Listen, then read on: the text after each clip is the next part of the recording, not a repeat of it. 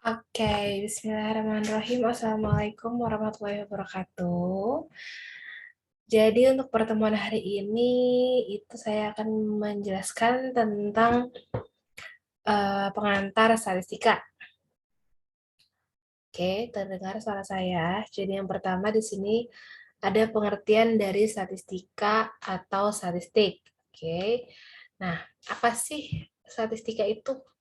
Statistika adalah statistika adalah ilmu yang mempelajari bagaimana merencanakan, mengumpulkan, menganalisis, menginterpretasikan, dan mempresentasikan data.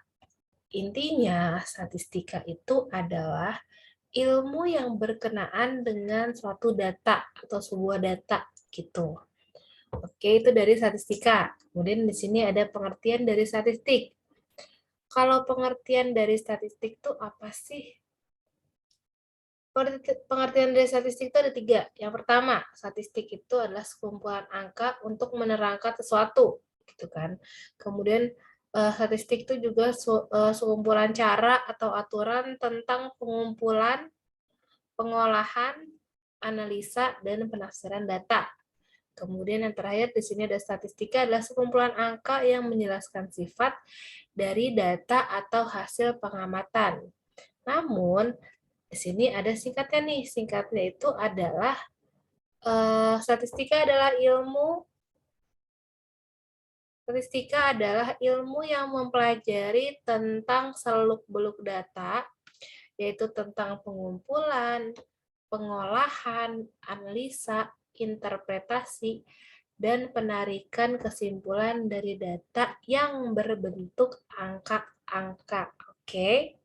Jadi kalau tadi statistika adalah ilmu yang berkenaan dengan suatu data atau data, kalau statistik itu adalah dia lebih ke pengumpulannya, pengolahan datanya, analisa, terus interpretasi, dan penarikan kesimpulannya dari data yang sudah ada nih.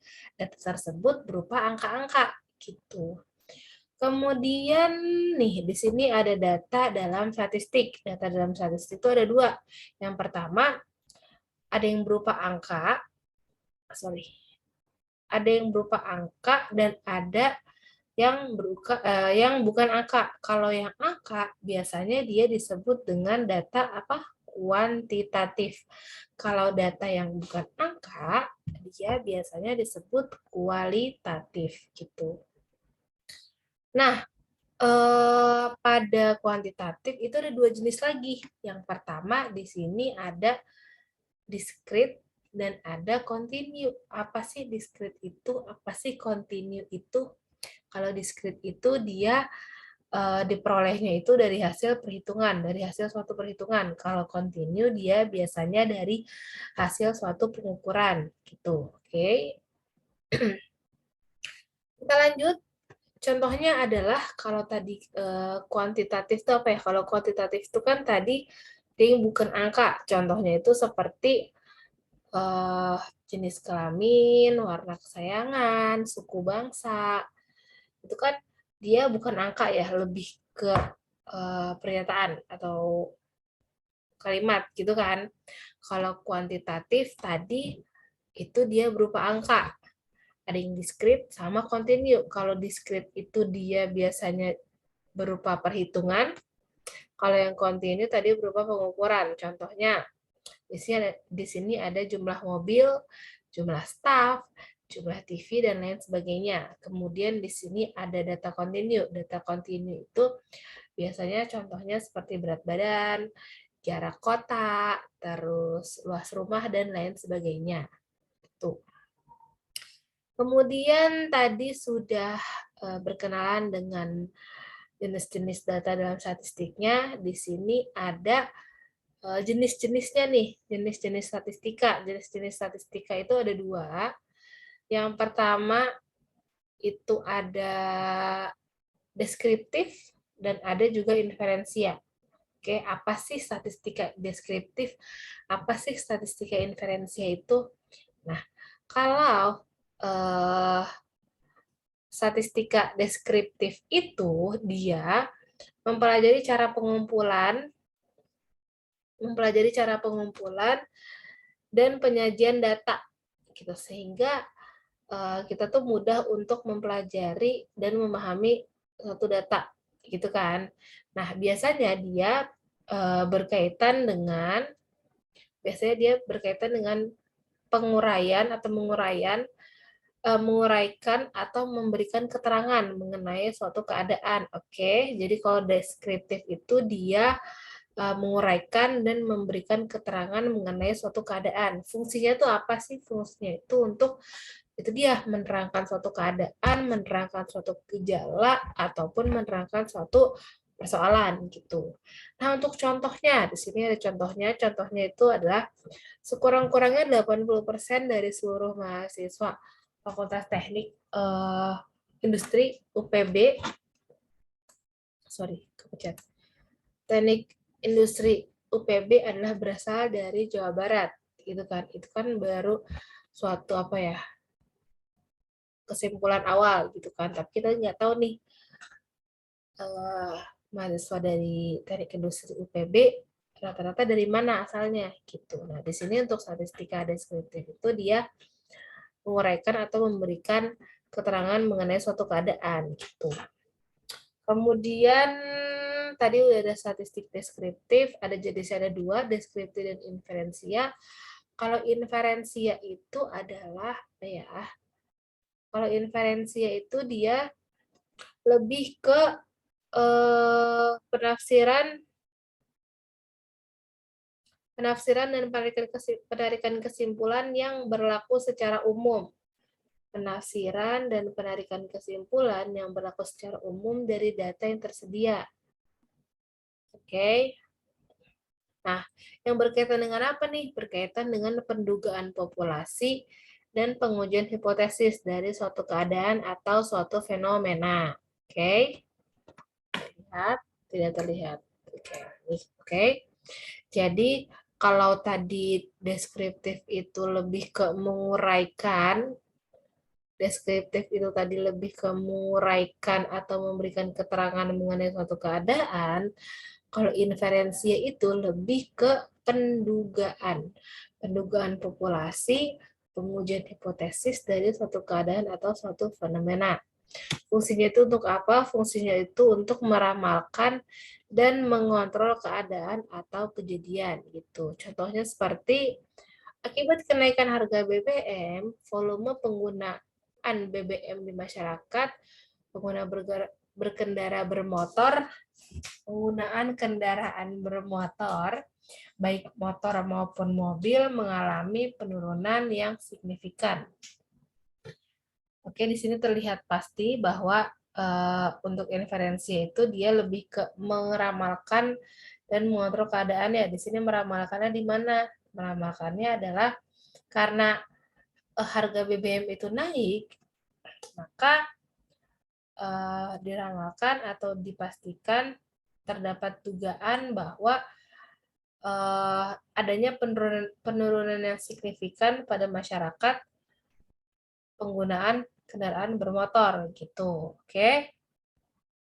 Kita lanjut. Nah, tadi ada jenisnya tadi deskriptif dan inferensia. Jenisnya tadi ada deskriptif dan inferensia. Kemudian kita lanjut ke statistik berdasarkan parameternya. Kalau statistik berdasarkan parameternya itu juga ada dua. Yang pertama itu statistik parametrik, yang kedua ada statistik non-parametrik. Apa sih statistik parametrik dan apa sih statistik non-parametrik itu? Ya. Oke, kalau statistik parametrik itu adalah jadi statistika yang dalam teknik analisisnya memiliki persyaratan tertentu. Syaratnya itu apa aja? Yang pertama syaratnya itu adalah datanya itu harus berdistribusi normal. Harus, ini hukumnya wajib. Dan yang kedua ada populasinya itu harus homogen. Gitu. Selain itu dapat dikatakan valid atau memenuhi suatu pengskoringan data apabila data tersebut yang pertama skalanya itu harus interval harus interval ataupun rasio. Yang kedua, harus berdistribusi normal tadi. Yang ketiga, sampelnya itu harus homogen atau dipilihnya itu secara acak. Yang keempat, dia harus linier.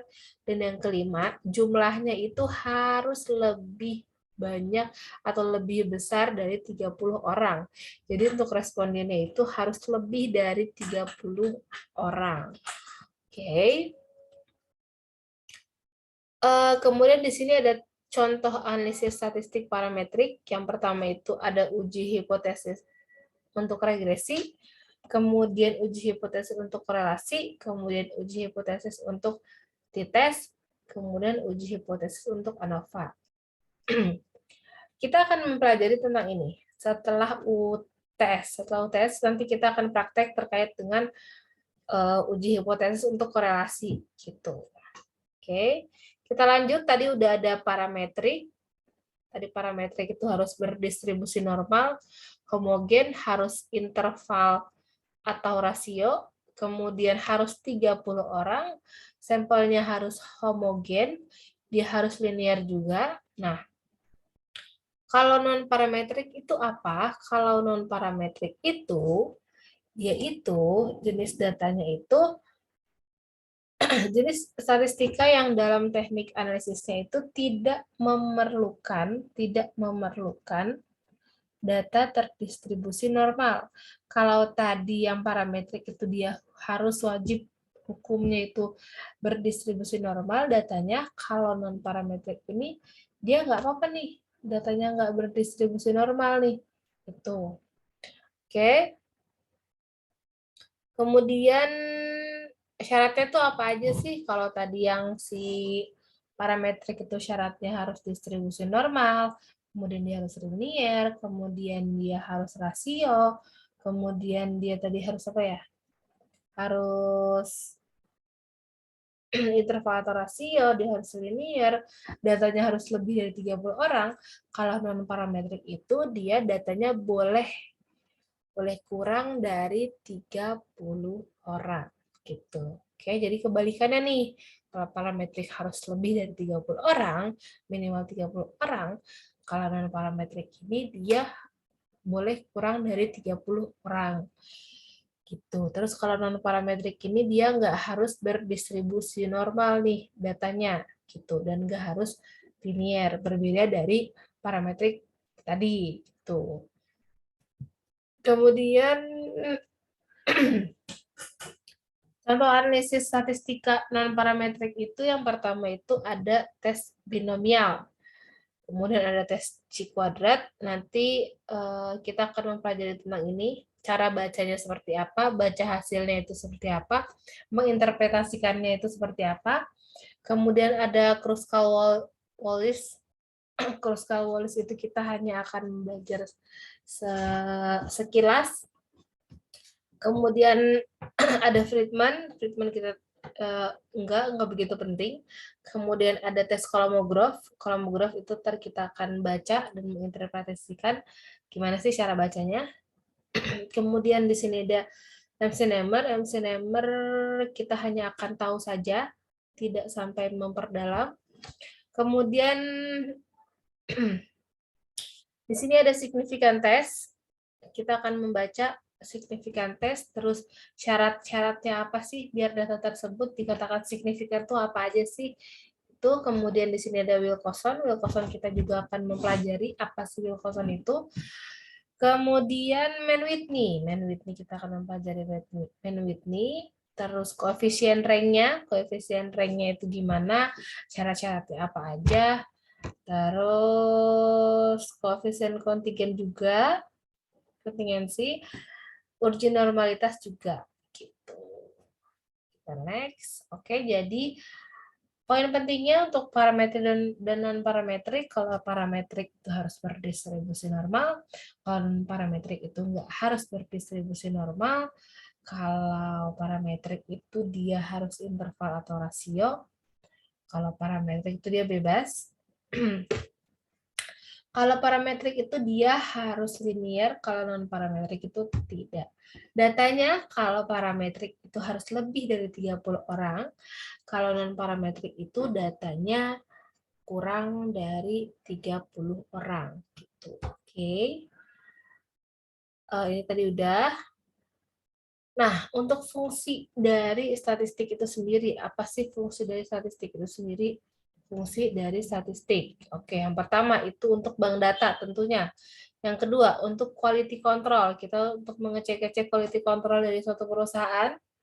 Ini berguna untuk kerja di perusahaan. Kemudian untuk analisis data, kita akan dapat menganalisis data dengan baik dan benar. Kemudian pengambilan keputusan, ini juga, jadi fungsi statistik itu ada 4, ada bank data, quality control, analisis data, dan pengambilan keputusan gitu. Nah, untuk pengantar statistik sampai situ, kita next ke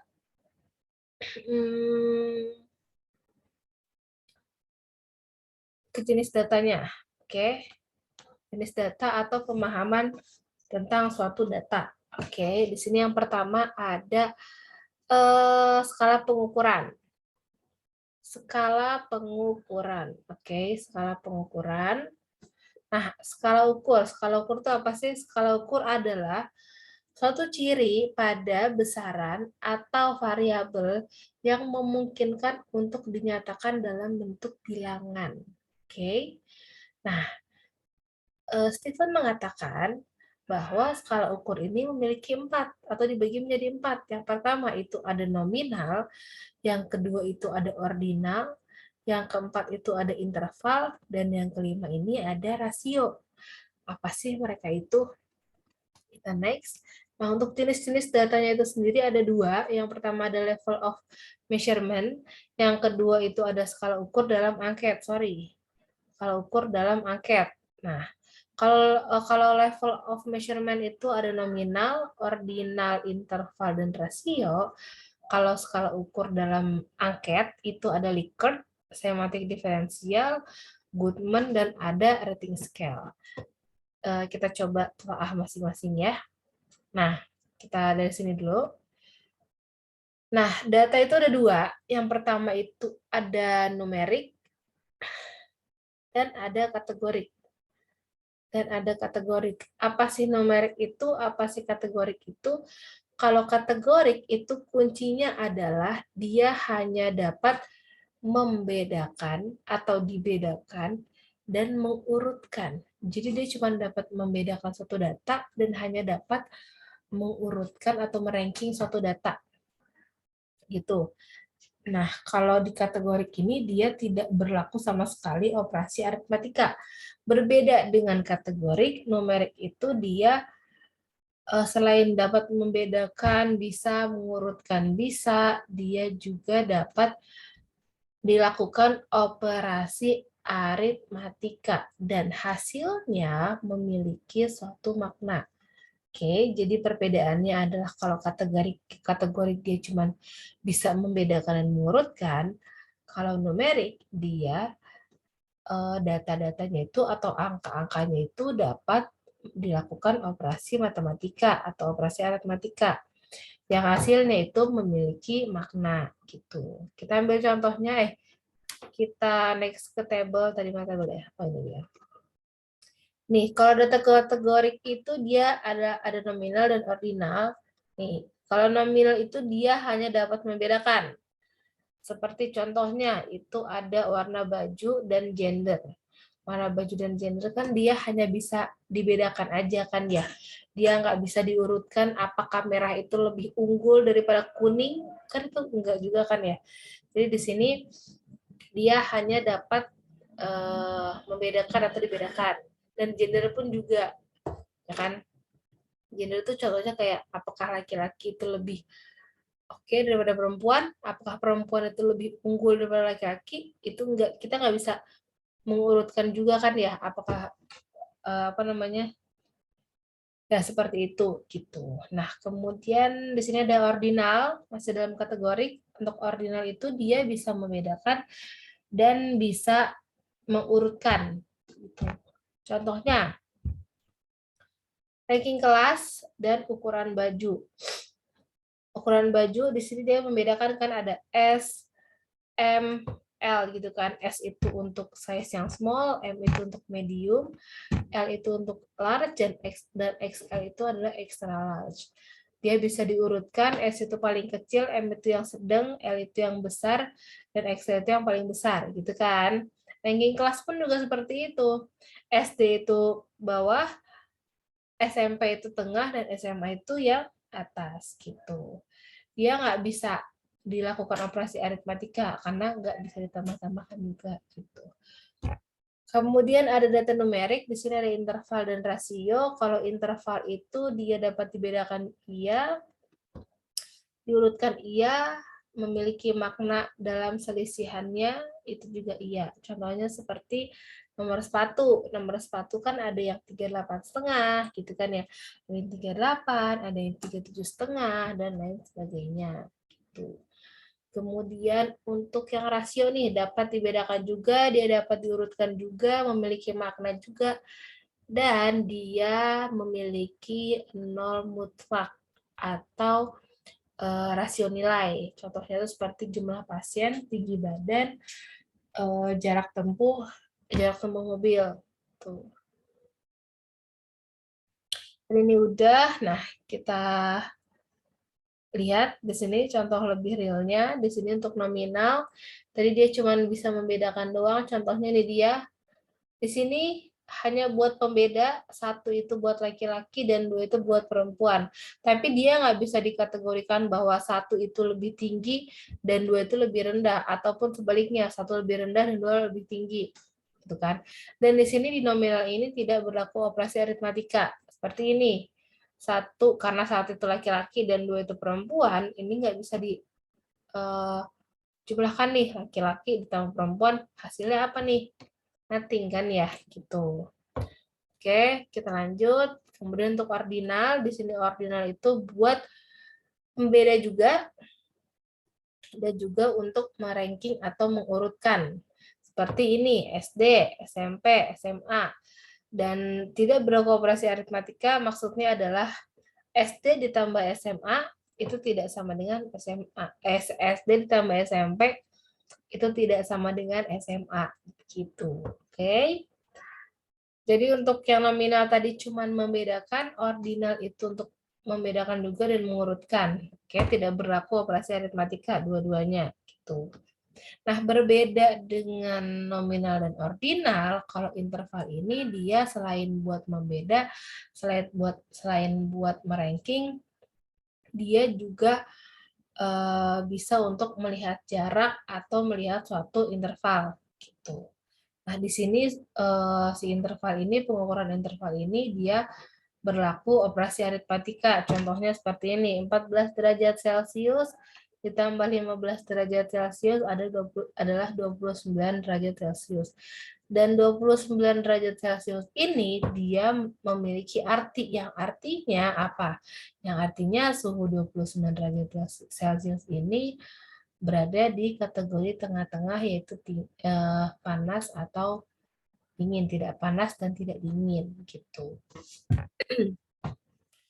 Kita lanjut ke skala rasio. Untuk skala rasio ini selain dia buat pembeda sama dengan yang sebelum-sebelumnya, ranking juga sama dengan interval, dia bisa memperlihat jarak atau rasio, dia memiliki titik nol yang mutlak. Ini maksudnya apa? Maksudnya adalah nol yang dia punya itu memiliki arti. Contohnya seperti ini nih. 0 orang. Jumlah manusia dalam sebuah kelas itu adalah 0 orang. 0 orang ini dapat diartikan sebagai artinya tidak ada orang nih di dalam ruangan tersebut atau di dalam kelas tersebut atau kosong gitu. Terus satu orang itu artinya adalah dia ada satu orang dalam sebuah ruangan. Kemudian 2 orang itu dia artinya adalah lebih dari 1 orang. Dan 3 orang ini artinya adalah 3 kali lipat dari 1 orang tersebut gitu. Ini berlaku operasi aritmatika.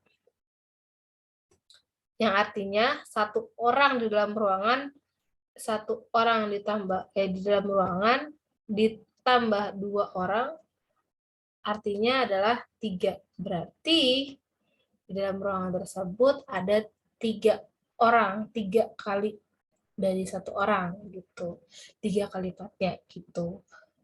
Oke, kita lanjut. Aplikasi skala ukurnya, kalau biasa dibuat dalam suatu alat tes, pada nominal, ordinal, dan interval itu, kalau nominal itu mereka biasa digunakan pada jenis kelamin. Jadi kalau di kuesioner atau alat ukur itu, kalau skala nominal ini biasa dipergunakan untuk jenis kelamin atau pengaplikasiannya itu pada data demografi gitu. Kemudian kalau ordinal itu dia biasa mengukur skala sikap seperti SS itu sangat setuju, S itu setuju, terus RR itu ragu-ragu, TS itu tidak setuju, dan STS itu sangat tidak setuju. Dia biasa untuk pengambilan data dalam suatu penelitian. Sama dengan interval, kalau ordinal tadi adalah skala sikap, kalau interval ini tadi adalah skala perilaku. Untuk opsi pilihan jawabannya sama dengan ordinal gitu. Kemudian di sini ada rasio. Kalau kalau rasio ini dia biasa untuk antropometri. Aplikasinya itu biasanya untuk pengukuran tinggi badan ataupun berat badan gitu. Kemudian di sini ada skala ukur dalam angket, ada Likert, semantik diferensial, Goodman, rating scale. Kita coba telah satu-satu. Yang pertama di sini ada skala Likert. Skala Likert itu biasanya untuk mengukur sikap, pendapat, dan persepsi seseorang atau sekelompok orang mengenai suatu gejala atau fenomena pendidikan, baik pendidikan, industri, ataupun lain sebagainya. Nah, di dalam skala Likert ini ada 2 bentuk pernyataan. Yang pertama, ada pernyataan positif yang berfungsi untuk mengukur sikap positif tentunya, dan ada pernyataan negatif yang berfungsi untuk mengukur sikap negatif objek, gitu kan. Nah, penilaiannya pun berbeda. Kalau untuk pernyataan yang positif, nih, dia untuk sangat setujunya adalah 5, setujunya 4, RR 3, TSC 2, STSC 1. Kalau buat yang pernyataan negatif itu sebaliknya. Kalau positif tadi SSC 5, kalau negatif SSC adalah 1. Dan STSC adalah sebaliknya. Gitu. Oke, lanjut. Semantik diferensial. Berbeda dengan apa tadi? Skala Likert ya? Enggak. Likert scale. Kalau Likert scale tadi itu dia mereka sama-sama mengukur skala sikap. Perbedaannya adalah kalau Likert tadi dia pakai pilihan ganda ataupun checklist. Kalau semantik diferensial ini dia berupa garis kontinu, di mana jawabannya yang sangat positif itu terletak di garis sebelah kanan, dan jawaban yang negatif itu di sebelah kiri ataupun sebaliknya gitu. Oke. Nanti saya akan kasih tahu contoh pada Google Form buat item-item Likert seperti apa, semantik itu seperti apa. Kita lanjut. Nah, kalau Goodman itu dia hanya memiliki 2 tipe jawaban tugas. Yang pertama ada benar dan salah, ya tidak pernah, positif negatif, tinggi rendah, baik buruk, dan seterusnya. Jadi kalau Goodman itu hanya ada 2. Oke, untuk penilaian atau skornya pun untuk makna yang positif yaitu cuma satu, yaitu 1, tidak itu 0. Oke. Untuk yang negatif, ya-nya itu 0, tidaknya itu 1. Oke. Lanjut. Untuk rating scale. Kalau rating scale ini berbeda dengan yang lainnya. Kalau rating scale ini dia, kalau data-data skala sebelumnya adalah data kualitatif yang dikuantitatifkan, oke. Kalau rating scale ini dia adalah data kuantitatif yang kemudian ditafsirkan dalam pengertian kualitatif.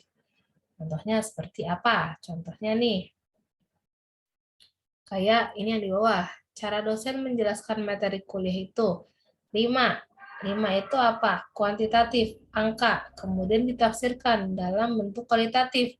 5 yang artinya adalah sangat mampu menjelaskan materi secara sistematis beserta contoh di kehidupan sehari-hari.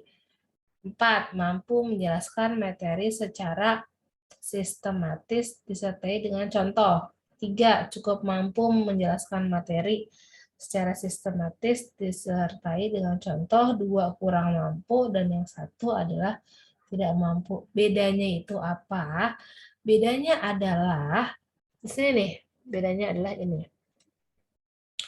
Kalau Likert dan Goodman tadi itu kan dia si angkanya itu dia hanya berupa sangat setuju, setuju, RR, STS, TS, gitu aja kan ya. Kalau rating scale ini dia harus membuat terjemahan tafsirannya nih dari angka-angka yang ada atau dari nilai-nilai yang ada gitu. Oke, nih seperti yang sebelumnya sudah dibilang, kalau si Likert Likert semantik itu dia adalah data kualitatif yang dikuantitatifkan. Kalau rating scale ini adalah data kualitatif yang data kuantitatif yang dikualitatifkan. Oke. Kalau saya tadi Likert itu dua data kualitatif yang dikuantitatifkan, kalau rating scale ini adalah data kuantitatif yang dikualitatifkan. Oke, simpelnya adalah gini. Kalau dalam pembuatan suatu kuesioner, kalau si rating scale kita juga bikin